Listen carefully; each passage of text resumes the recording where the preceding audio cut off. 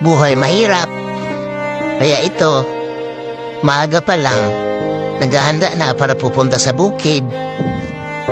Maghahanda ng pagtataniman mag-araw. Kung nagtatanim tayo dito, may aanihin naman sa kabila. Ika nga nila, pag may tinanim, may aanihin. Pero pagka-uwi mo sa bahay, at makakita mo sila, at makakalaro, tanggal naman lahat ng pagod mo. Sa pamumuhay kong ito,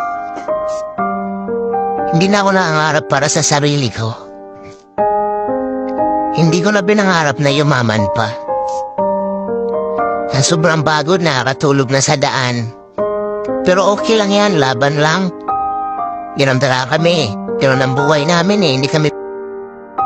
Ang tangi ko na lang pangarap, para sa kanila, na hindi nila dadanasin kung anong dinadanas ko ngayon. Hindi nila kailangang magbilad sa araw para kumita ng pera. Matupad ko lang ang aming tungkulin na mapag-aaral sila. Masaya na ako dahil kadalasan sa magulang, hindi na nangangarap para sa sarili nila, kundi para sa anak nila.